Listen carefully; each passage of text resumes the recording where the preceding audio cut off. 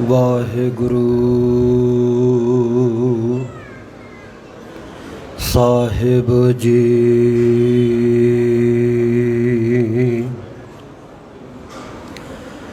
ਗੁਰੂ ਨਾਨਕ ਅੰਗਦ ਗੁਰੂ,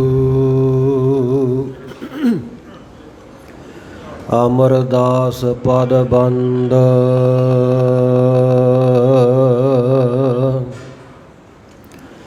ਰਾਮਦਾਸ ਅਰਜਨ ਗੁਰੂ, ਬਰ ਸ਼੍ਰੀ ਹਰਗੋਬਿੰਦ।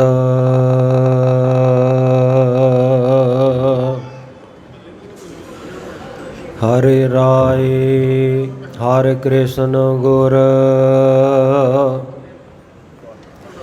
ਤੇਗ ਬਹਾਦਰ ਚੰਦ।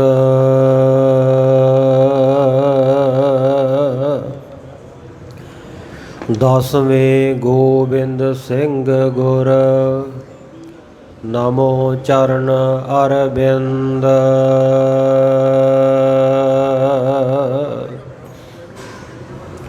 ਜਿਸ ਮਹਿ ਅੰਮ੍ਰਿਤ ਗਿਆਨ ਹੈ, ਮਾਣਕ ਭਗਤ ਵੈਰਾਗ। ਸ੍ਰੀ ਗੁਰੂ ਗ੍ਰੰਥ ਸਾਹਿਬ ਉਦਦ, ਬੰਦੋਂ ਕਰ ਅਨੁਰਾਗ। ਸ੍ਰੀ ਗੁਰ ਸ਼ਬਦ ਕਮਾਏ ਜਿਨ, ਜੀਤੇ ਪੰਚ ਵਿਕਾਰ। ਤਿਨ ਸੰਤਨ ਕੋ ਬੰਦਨਾ, ਸਿਰ ਚਾਰਨਨ ਪਰ ਧਾਰ। ਕਹਾ ਬੁੱਧ ਪ੍ਰਭ ਤੁਛ ਹਮਾਰੀ, ਵਰਨ ਸਕਹਿ ਮਹਿਮਾ ਜੋ ਤਿਹਾਰੀ। ਹਮ ਨਾ ਸਕਤ ਕਰ ਸਿਫਤ ਤੁਮਾਰੀ, ਆਪ ਲੇਹੋ ਤੁਮ ਕਥਾ ਸੁਧਾਰੀ। ਸੋ ਕਹੋ ਟਲ ਗੁਰ ਸੇਵੀਐ, ਅਹਨਿਸ ਸਹਿਜ ਸੁਭਾਏ। ਦਰਸ਼ਨ ਪਰਸੈ ਗੁਰੂ ਕੈ, ਜਨਮ ਮਰਨ ਦੁਖ ਜਾਏ।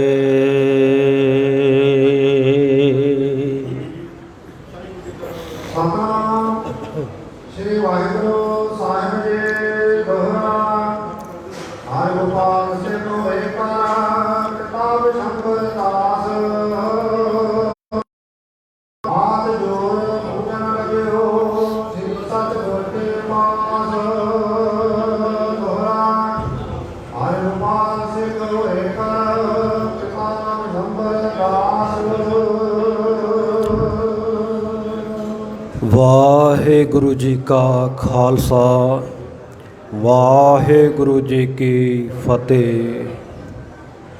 ਚਬਰ ਛਤਰ ਤਖਤ ਦੇ ਮਾਲਕ ਆਨ ਦੇ ਵਿੱਚ ਹਾਜ਼ਰੀਆਂ ਭਰ ਰਹੇ ਹੋ। ਗਰੀਬ ਨਵਾਜ਼ ਸੱਚੇ ਪਾਤਸ਼ਾਹ ਮਿਹਰ ਕਰਦੇ ਹੈ। ਰੋਜ਼ਾਨਾ ਦੀ ਤਰ੍ਹਾਂ ਸੰਧਿਆ ਦੇ ਦੀਵਾਨਾਂ ਦੀ ਪ੍ਰਾਰੰਭਤਾ ਹੋਈ। ਗੁਰੂ ਕੀ ਬਾਣੀ ਦਾ ਕੀਰਤਨ ਸਰਵਣ ਕੀਤਾ ਹੈ। ਗੁਰੂ ਕੇ ਗ੍ਰੰਥੀ ਸਿੰਘ ਸਾਹਿਬ ਜੀ ਦੇ ਪਾਸੋਂ ਨਿਤਨੇਮ ਮਰਿਆਦਾ ਮੁਤਾਬਕ ਰਹਿਰਾਸ ਸਾਹਿਬ ਦੇ ਪਾਠ ਸਰਵਣ ਕੀਤੇ। ਉਪਰੰਤ ਚੂੜਾਮਣੀ ਕਵੀ ਭਾਈ ਸਾਹਿਬ ਭਾਈ ਸੰਤੋਖ ਸਿੰਘ ਜੀ ਰਚਿਤ ਸ੍ਰੀ ਗੁਰ ਪ੍ਰਤਾਪ ਸੂਰਜ ਗ੍ਰੰਥ, ਜਿਹਦੇ ਨਾਮ ਤੋਂ ਹੀ ਸਪਸ਼ਟ ਹੈ ਕਿ ਇਸ ਗ੍ਰੰਥ ਦੇ ਵਿੱਚ, ਇਸ ਪੁਸਤਕ ਦੇ ਵਿੱਚ, ਇਸ ਪੋਥੀ ਦੇ ਵਿੱਚ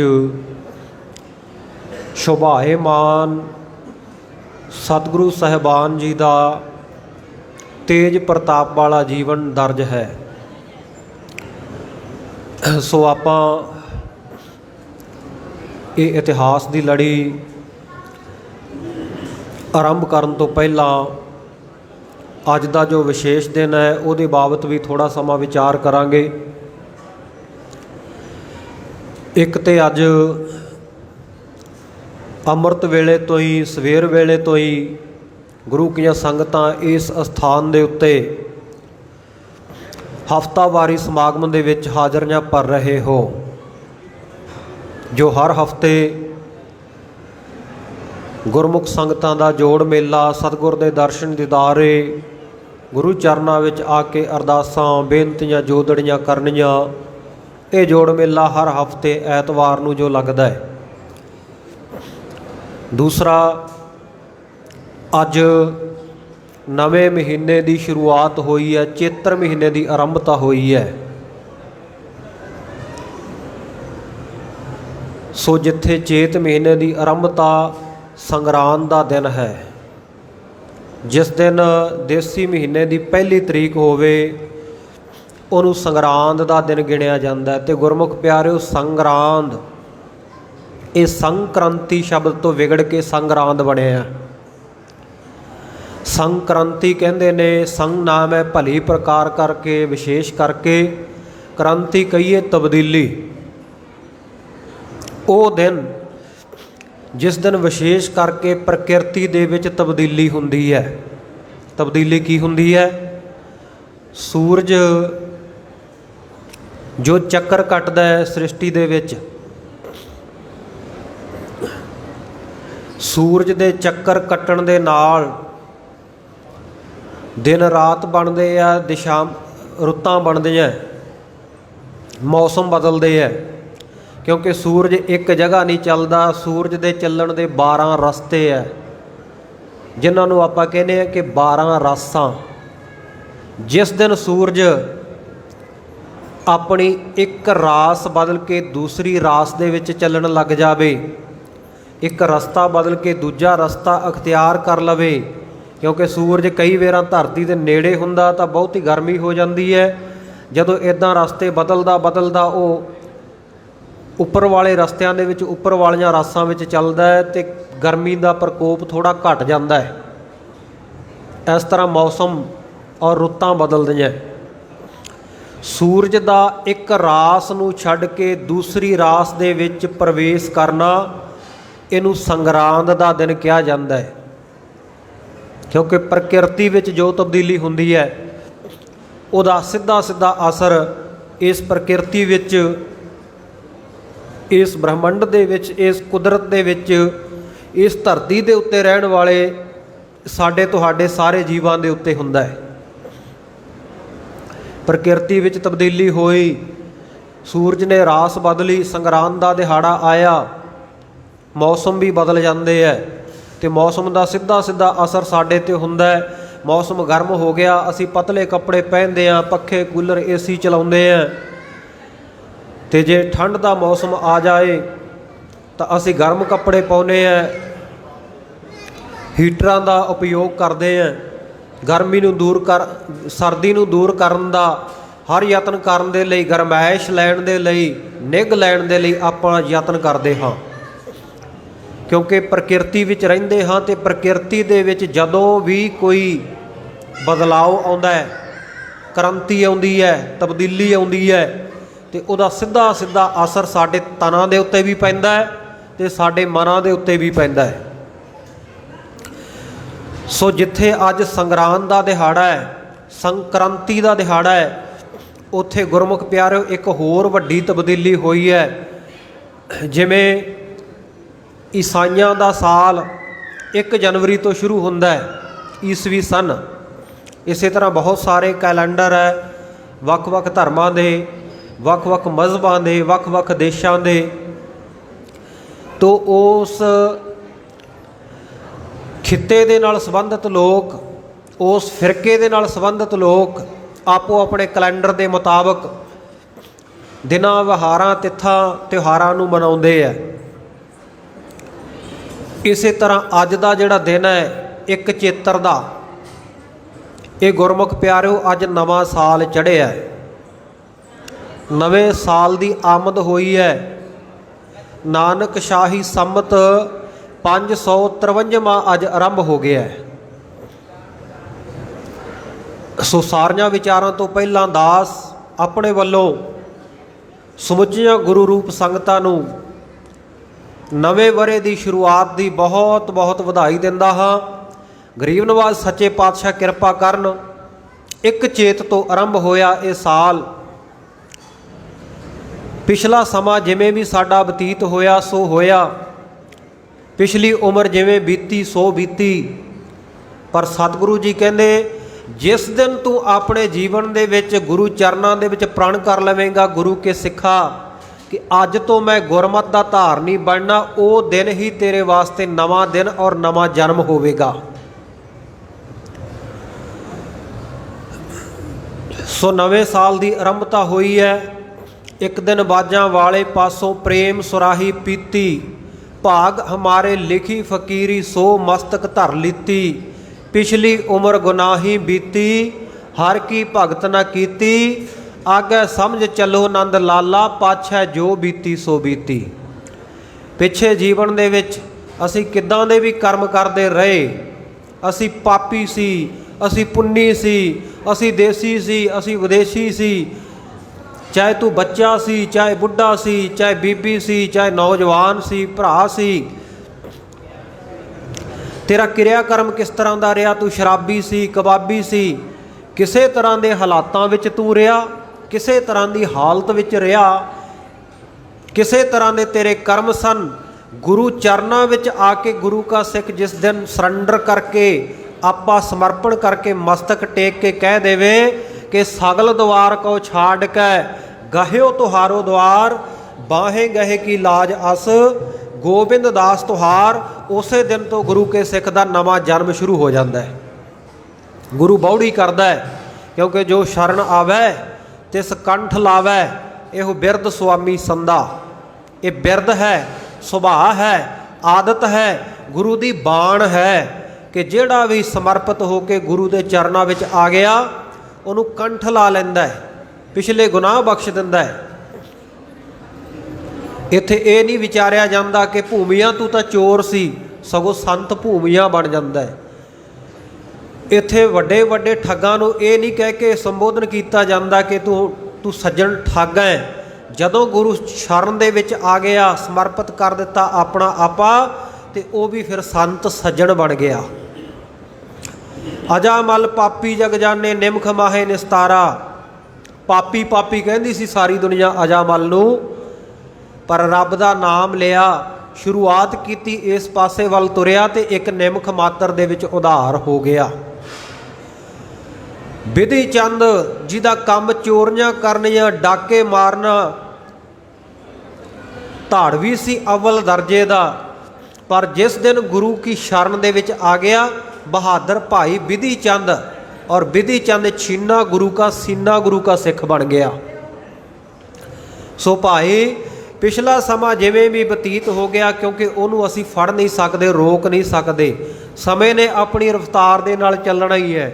ਜੋ ਸਮਾਂ ਲੰਘ ਗਿਆ ਸੋ ਲੰਘ ਗਿਆ। ਪੰਜਾਬੀ ਦੇ ਮਹਾਨ ਕਵੀ ਭਾਈ ਵੀਰ ਸਿੰਘ ਜੀ ਸੰਤ ਕਵੀ, ਉਹਨਾਂ ਦੇ ਬਚਨ ਨੇ, ਕਹਿੰਦੇ ਬੇੜੀ ਦਾ ਪੂਰ ਤਰੰਜਣ ਦੀਆਂ ਕੁੜੀਆਂ ਨਿਤ ਨਾ ਬੈਠਣ ਰਲ ਕੇ, ਜੋ ਪਾਣੀ ਅੱਜ ਲੰਘ ਗਿਆ ਪਤਣੋਂ ਮੁੜ ਨਾ ਵਗਣਾ ਭਲਕੇ। ਇਹ ਸਮੇਂ ਦਾ ਸੁਭਾਅ ਹੈ, ਸਮੇਂ ਦਾ ਵੇਗ ਹੈ।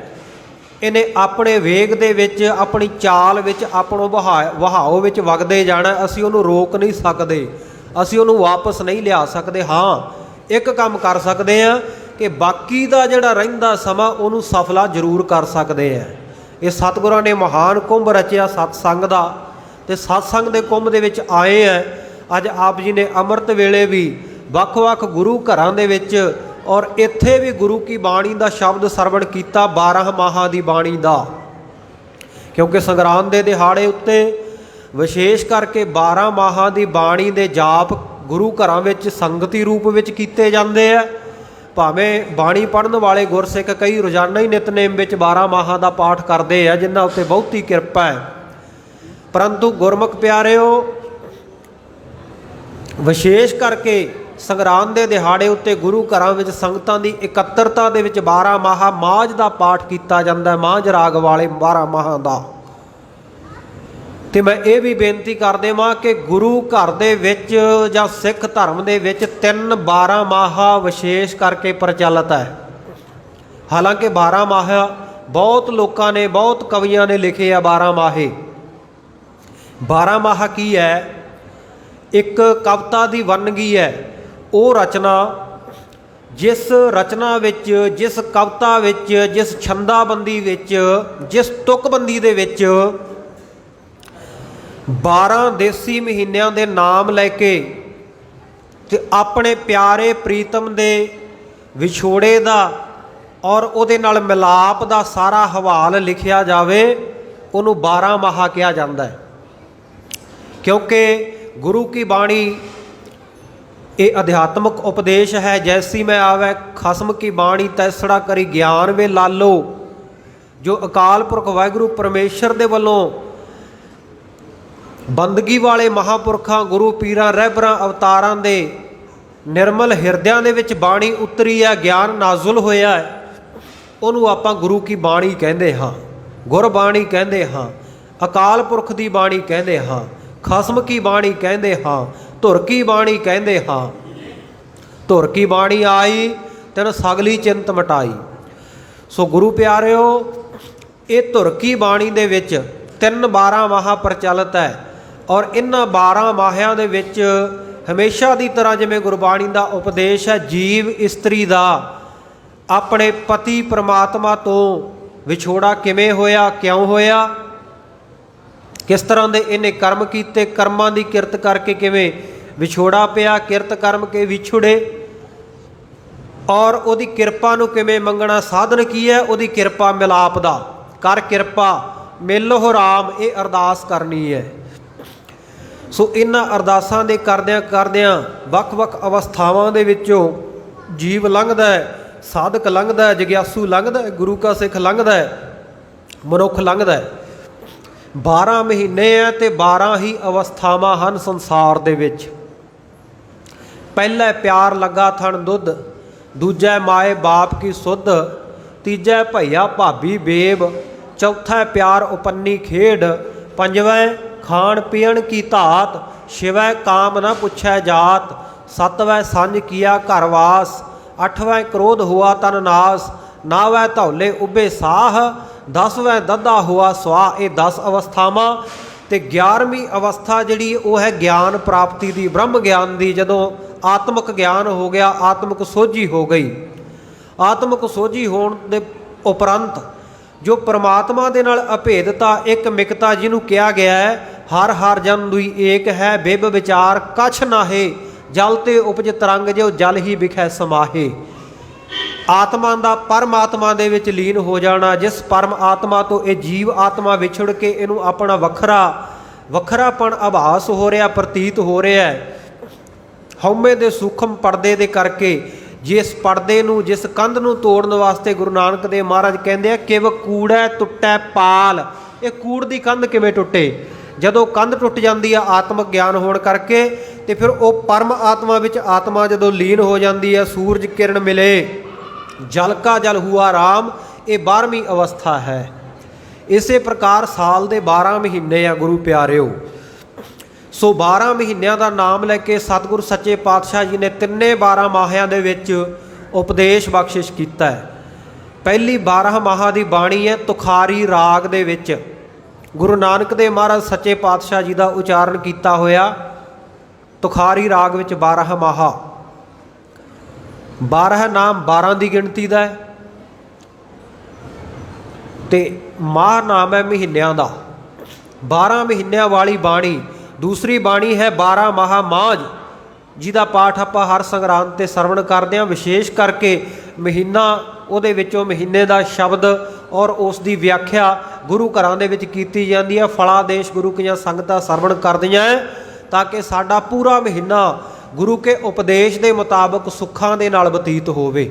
ਅਸੀਂ ਗੁਰੂ ਕੇ ਹੁਕਮ ਵਿੱਚ ਰਹਿ ਕੇ, ਗੁਰੂ ਕੀ ਆਗਿਆ ਵਿੱਚ ਰਹਿ ਕੇ ਆਪਣਾ ਜੀਵਨ ਬਤੀਤ ਕਰ ਸਕੀਏ, ਆਪਣਾ ਕਾਰ ਵਿਹਾਰ, ਜੀਵਨ ਚਰਿਆ ਸਾਡੀ ਉਸ ਪ੍ਰਕਾਰ ਚੱਲ ਸਕੇ।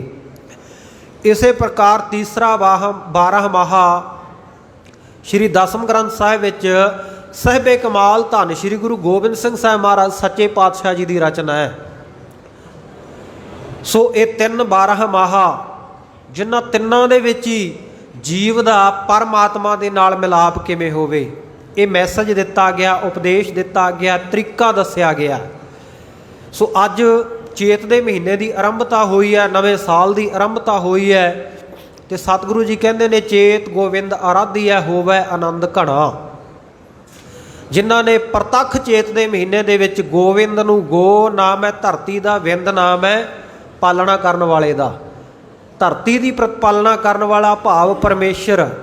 ਗੋ ਨਾਮ ਹੈ ਵੇਦਾਂ ਦਾ ਤੇ ਵਿੰਦ ਨਾਮ ਹੈ ਜਾਣਨ ਦਾ, ਜੋ ਵੇਦਾਂ ਕਰਕੇ, ਧਾਰਮਿਕ ਪੁਸਤਕਾਂ ਕਰਕੇ ਜਾਣਨੇ ਯੋਗ ਹੈ।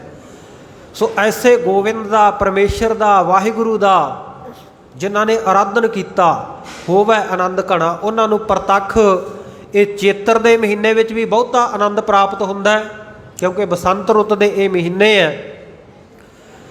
ਤੇ ਸਾਧ ਸੰਗਤ ਜੀ, ਜਿੱਥੇ ਸਾਰੀ ਬਨਸਪਤੀ ਦੇ ਵਿੱਚ ਆਨੰਦ ਵਰਤਿਆ ਹੁੰਦਾ ਹੈ, ਨਵੇਂ ਫੁੱਲ ਉਗਦੇ ਆ, ਨਵੇਂ ਫਲ ਪੈਂਦੇ ਆ, ਬੂਟਿਆਂ ਦੇ ਉੱਤੇ ਬਹਾਰ ਆਉਂਦੀ ਹੈ, ਵਾਤਾਵਰਨ ਹਰਾ ਭਰਿਆ ਹੋਇਆ ਹੁੰਦਾ ਚਾਰੇ ਪਾਸੇ, ਚੌਪਾਸੀ ਹਰਿਆ ਭਰਿਆ ਵਾਤਾਵਰਨ। ਤੇ ਗੁਰੂ ਕੇ ਸਿੱਖਾ ਤੇਰਾ ਮਨ ਸੁੱਕਾ ਕਿਉਂ ਰਹੇ, ਤੂੰ ਵੀ ਸਤਿਗੁਰ ਦੀ ਬਾਣੀ ਤੋਂ ਸੇਧ ਲੈ ਕੇ ਚੇਤ ਗੋਬਿੰਦ ਆਰਾਧੀਐ ਹੋਵੇ ਆਨੰਦ ਘਣਾ। ਉਹ ਵਾਹਿਗੁਰੂ ਪਰਮੇਸ਼ਰ ਨੂੰ ਜਦੋਂ ਆਰਾਧੇਗਾ, ਆਰਾਧਨ ਕਰੇਗਾ, ਉਹਦਾ ਨਾਮ ਜਪੇਗਾ, ਤੇਰੇ ਮਨ ਵਿੱਚ ਵੀ ਬਹੁਤਾ ਘਣਾ ਆਨੰਦ ਪ੍ਰਾਪਤ ਹੋਏਗਾ। ਥੋੜਾ ਘਣਾ ਨਹੀਂ, ਬਹੁਤ ਘਣਾ, ਬਹੁਤ ਜ਼ਿਆਦਾ ਆਨੰਦ। ਕਿਉਂਕਿ ਕਈ ਵਸਤੂਆਂ ਦੇ ਵਿੱਚ ਥੋੜੇ ਥੋੜੇ ਆਨੰਦ ਹੁੰਦੇ ਆ, ਪਰ ਪਰਮੇਸ਼ਰ ਦਾ ਨਾਮ ਐਸਾ ਜਿਹਦੇ ਵਿੱਚ ਸਾਰੇ ਹੀ ਆਨੰਦ ਸਮਾ ਜਾਂਦੇ ਆ। ਸਭ ਆਨੰਦਾਂ ਤੋਂ ਉੱਪਰ ਦਾ ਆਨੰਦ ਹੈ। ਤੈਨੂੰ ਮਾਤਾ ਪਿਤਾ ਪਰਿਵਾਰ ਵਿੱਚ ਰਹਿਣਾ ਆਨੰਦਮਈ ਲੱਗਦਾ ਹੈ, ਪਰ ਸਤਿਗੁਰੂ ਪਾਤਸ਼ਾਹ ਕਹਿੰਦੇ ਅੰਮ ਅੱਬੇ ਥਾਵੋ ਮਿੱਠੜਾ, ਗੁਸਾਈ ਮਿਹੰਡਾ ਇਠੜਾ, ਅੰਮ ਅੱਬੇ ਥਾਵੋ ਮਿੱਠੜਾ।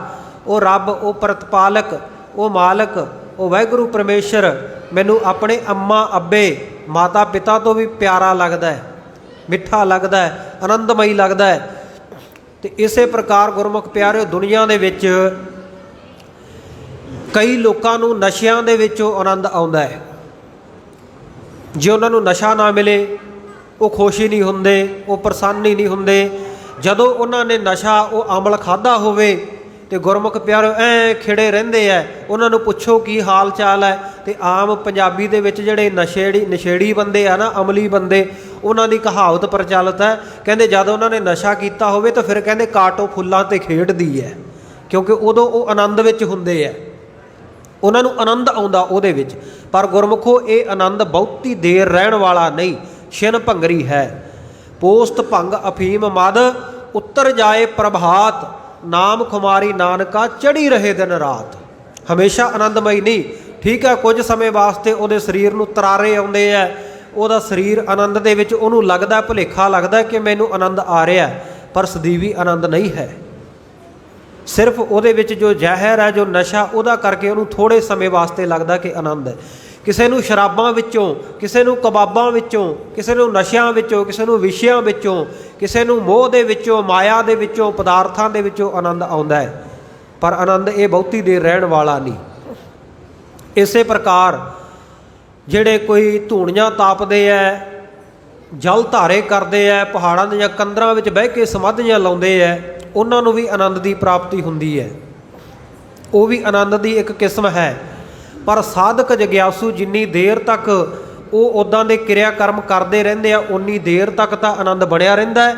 ਜਦ ਉਹ ਛੱਡ ਦਿੰਦੇ ਆ, ਉਹ ਆਨੰਦ ਫਿਰ ਬਾਅਦ ਵਿੱਚ ਖਤਮ ਹੋ ਜਾਂਦਾ ਹੈ। ਇਸੇ ਪ੍ਰਕਾਰ ਜੋ ਤੀਸਰਾ ਔਰ ਅਵਲ ਕਿਸਮ ਦਾ ਆਨੰਦ ਹੈ, ਆਨੰਦ ਆਨੰਦ ਸਭ ਕੋ ਕਹੈ, ਆਨੰਦ ਗੁਰੂ ਤੇ ਜਾਣਿਆ, ਜੋ ਸਾਡੇ ਗੁਰੂ ਨੇ ਸਾਨੂੰ ਆਨੰਦ ਦੱਸਿਆ। ਉਹ ਆਨੰਦ ਕਿਹੜਾ ਭਾਈ? ਸਤਿਗੁਰ ਸੱਚੇ ਪਾਤਸ਼ਾਹ ਜੀ ਕਹਿੰਦੇ ਉਹ ਆਨੰਦ ਇਹ ਹੈ ਕਿ ਇੱਕ ਵਾਰੀ ਪਰਮਾਤਮਾ ਦੇ, ਪਰਮੇਸ਼ਰ ਦੇ ਨਾਮ ਦਾ ਰਸ ਆ ਗਿਆ, ਇਹ ਰਸ ਛਾੜੇ, ਉਹ ਰਸ ਛਾੜੇ, ਇਹ ਰਸ ਆਵਾ, ਇਹੋ ਰਸ ਪੀਆ, ਉਹ ਰਸ ਨਹੀਂ ਭਾਵਾ। ਫਿਰ ਹੋਰ ਰਸ ਚੰਗੇ ਲੱਗਣੋਂ ਹਟ ਜਾਂਦੇ ਆ, ਹੋਰ ਰਸ ਨਹੀਂ ਚੰਗੇ ਲੱਗਦੇ। ਵਿਖਿਆ ਆਨੰਦ ਸੰਸਾਰ ਹੈ, ਭਜਨਾ ਆਨੰਦ ਹਰਦਾਸ, ਬ੍ਰਹਮ ਗਿਆਨੀ ਜੀਵਨ ਮੁਕਤ ਭਈ ਵਾਸਨਾ ਨਾਸ। ਵਿਸ਼ਿਆਂ ਦਾ ਆਨੰਦ ਸੰਸਾਰ ਦੇ ਲੋਕਾਂ ਨੂੰ ਹੈ, ਭਜਨ ਦਾ ਆਨੰਦ ਸਾਧਕਾਂ ਨੂੰ ਹੈ, ਪਰ ਜਿਹੜੇ ਬ੍ਰਹਮ ਗਿਆਨ ਦੀ ਅਵਸਥਾ ਤੱਕ ਪਹੁੰਚ ਗਏ ਉਹ ਜੀਵਨ ਮੁਕਤ ਹੋ ਜਾਂਦੇ ਆ। ਸੋ ਐਸਾ ਆਨੰਦ ਲੈਣ ਦੇ ਲਈ ਸਤਿਗੁਰ ਪਾਤਸ਼ਾਹ ਕਹਿੰਦੇ ਚੇਤਨਾ ਹੈ ਤੋ ਚੇਤ ਲੈ ਨਿਸ ਦਿਨ ਮੈਂ ਪ੍ਰਾਨੀ, ਛਿਨ ਛਿਨ ਔਦ ਬਿਹਾਤ ਹੈ ਫੂਟੇ ਘਟ ਜਿਓ ਪਾਣੀ। ਚੇਤ ਦਾ ਮਹੀਨਾ ਤੇ ਉਹ ਵਾਹਿਗੁਰੂ ਪਰਮੇਸ਼ਰ ਨੂੰ ਚੇਤੇ ਰੱਖੀ, ਚੇਤ ਉਹਨੂੰ, ਉਹਦਾ ਚਿੰਤਨ ਕਰ, ਚਿੰਤਾ ਨਾ ਕਰ, ਚਿੰਤਨ ਕਰ। ਜਦੋਂ ਚਿੰਤਾਵਾਂ ਕਰੇਗਾ ਤੇਰਾ ਆਪਣਾ ਆਪ ਘਟੇਗਾ, ਤੇ ਜਦੋਂ ਚਿੰਤਨ ਕਰਨ ਲੱਗ ਜਾਵੇਂਗਾ ਤੇਰੀਆਂ ਚਿੰਤਾਵਾਂ ਵੀ ਖਤਮ ਹੋ ਜਾਣਗੀਆਂ। तेरे दुख झोरे ये सारे दुख रोग संताप उतरे सुनी सच्ची बाणी। और लाथे सगल विसूरे, विसूरे नाम है झोरियां दा, सारे झोरे चिंतावां दूर हो जाणगे। इस करके चेता वो वाहिगुरू परमेश्वर दा आपां करना। चेत दे महीने द्वारा जो सतगुरां ने हुक्म दिता है ते लड़ीवार जो इतिहास की कथा गुरु प्यारे चल रही है उहदे विच आपां पिछे सरवण करते आ रहे हैं कि उजैनपुरी निवासी बाणिया सिख गुरु घर का अनन्य श्रद्धालु भाई विशंबर दास वो अपने पुत्र हरगोपाल के वड्डे गुनाह नूं बख्शाउण वास्ते परिवार समेत हज़ारां मीलों का सफ़र करके श्री आनंदपुर साहिब की धरती के उत्ते कलगियां वाले प्रीतम दशमेश पिता श्री गुरु गोबिंद सिंह साहब महाराज जी के चरणों में पहुँचे है। आके इन्हें अपने पुत्र वालों कीते हुए गुनाह की क्षमा मंगी है। आख्या महाराज मैं आप जी का बहुत देर का सिख बनया चरण पाहल लैके ते हुण ये मेरे पुत्र ने बहुत वड्डी गलती की जो तुहाडे चरणों में रहन तो बाद विदायगी समय आप जी ने इनू भाव का वचन दिता कि सिखा तेरा भाव प्रेम बनया रहे गुरु घर दे नाल।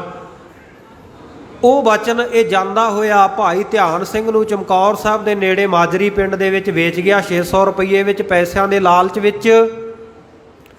वो पैसों का इन्हें कारोबार किया, कारोबार में घाटा पै गया, असी गरीब हो गए हैं, असी सड़क के उत्ते आ गए हैं, कंगले हो गए हैं, रोटी के लाले पै गए हैं। तो आप जी कृपा करके सानू माया पदार्थ धन की बख्शिश करो। सतगुर कहते बख्शिया, बख्श दिता सतगुरां ने। तो आख्या महाराज जिहड़ा भावना का वचन मेरा पुत्र अणगहली दे विच वेच गया है, किरपा करो वो भावना शरधा का वचन भी बख्शिश कर दो। सतगुर कहन लगे कहते विशंबर दास सिखा दक्षिण दिशा दे विच तू आया, दक्षिण दिशा विच सिख बहुत थोड़े है, बहुती गिणती नहीं सिखां दी, पर उन्हां थोड़े सिखां विचों भी तू मेरा बड़ा प्यारा और भावना वाला सिख है। इस करके हमेशा मर्यादा विच रहना, गुरु घर की शरण दे विच रहना। आख्या महाराज दुनियावी जीव हाँ, असी भुल जाने किवें शरण दे विच रहीए, की मर्यादा है, सारी अज ही दस दिओ क्योंकि मेरा घर बहुत दूर है, वार वार आउण दा समा सबब अवसर बनता नहीं, मौका बनता नहीं। सो आप जी कृपा करो अज ही दस दिओ। तो सतगुरां ने कड़ाह प्रसाद की मर्यादा दसी किवें बनाउणा है, अरदास किवें कराउणी है, वो मर्यादा दसी। तो लगातार सतगुरु जी ने 101 अरदासां दसियां कि किहड़े समय ते किहड़ी अरदास गुरु के सिख ने करनी है। उहदे विचों 75 अरदासां की व्याख्या आपां पिछे सरवण कर चुके हैं। अगे सतगुरु सच्चे पातशाह जी विशंबर दास नूं और ये हरगोपाल नूं अपना सिख बना के चरण पाहुल दे के उहदे गुनाह किवें बख्शदे है। तो 26 अरदासां होर किहड़ियां किहड़ियां सतगुरु जी दसदे है, अध्यात्मक उपदेश की दिंदे है। आओ आपां बड़े प्यार दे नाल सरवण करिए जी। श्री वाहिगुरू साहिब जी दोहरा हरगोपाल सिखो एकल पिता विशंबर दास। उस वेले गुरु प्यारो श्री आनंदपुर साहिब विखे दीवान सजिया होया। सजे हुए दीवान विच बेअंत गुरु कीआं संगतां बैठियां। सतगुरु सच्चे पातशाह जी सुभाए मान है, जिवें आप जी दर्शन कर रहे हो गरीब नवाज सच्चे पातशाह धन गुरु ग्रंथ साहिब महाराज दे। इसे प्रकार गुरु कीआं संगतां सरीरक रूप विच गुरु गोबिंद सिंह साहब महाराज सच्चे पातशाह जी दे दर्शन दीदारे कर रही हैं, आके अरदासां बेनतियां कर रहे हैं। सतगुरु जी सब दीआं भावनावां नूं संपूर्ण कर रहे हैं। ते उस वेले सतगुर सच्चे पातशाह जी ने कृपा की, ये भाई हरगोपाल इनू अपना सिख किया, चरण पहल दी। हरगोपाल सिख होए कर पिता विशंबर दास। इस तरह इहदा पिता इहदे नाल भाई विशंबर दास, ये दोवें सिख खड़े हन। हाथ जोड़ पूजन लगियो श्री सतगुर के पास। ते दोवें हथ जोड़ ले, दोवें हथ जोड़ के सतगुरु सच्चे पातशाह जी तो बूझन लगे, पुछण लगे है, हे सुभाएमान सतगुरु सच्चे पातशाह जी साडा ये शंका निवृत्त करो।